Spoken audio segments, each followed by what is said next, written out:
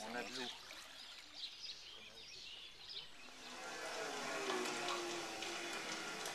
Dans la vie ici, les communautés, les gens qui vivent là, ceux qui travaillent, ceux qui ne travaillent pas. Donc je vous demande de bien vouloir nous accueillir pour continuer ce travail. C'était sa dispersion génétique, c'est-à-dire qu'il y avait plus d'une dizaine d'individus sur le verre qui participaient à sa conservation. C'était en plein sous le sang.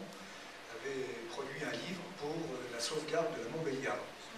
Et donc, 13 ans après, le débat est toujours d'actualité. En fait, quand on organisait autrefois une fête folklorique, on s'est à un moment donné posé la question du regard qu'on pouvait poser sur le folklore et sur la vie dans les campagnes. Et donc on a eu l'idée, dans un premier temps, de mettre des films dans les granges pendant cette fête en continu. Et puis voilà, les gens s'arrêtaient devant parce qu'on a vu que ces documentaires rencontraient un certain succès.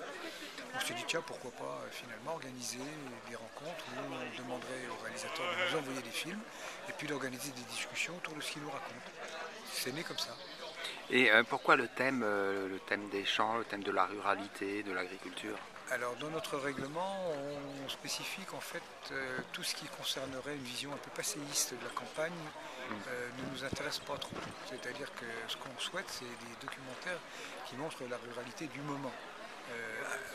Comme toutes les régions dans le monde, en France, au nord et au sud, les ruraux ont des préoccupations qui sont souvent de même nature, même si la gravité n'est pas toujours la même.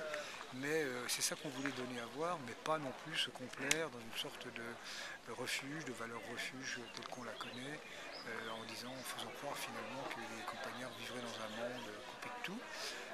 Récemment, par exemple, on a animé un débat sur la pauvreté à la campagne sur la base du rapport de l'IGAS de 2009.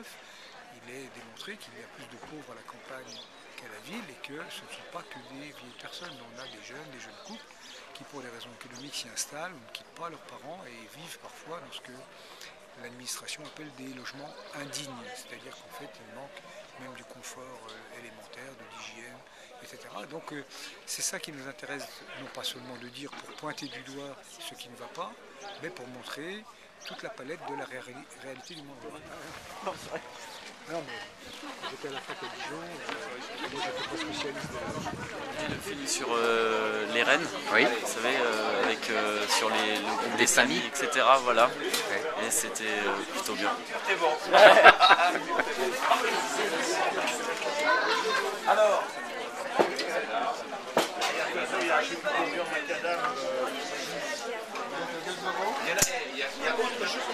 Un an que vous habitez dans le village. Oui, à peine un an, oui. Et c'est la première année que vous venez au festival. En effet, Et qu'est-ce que vous en pensez?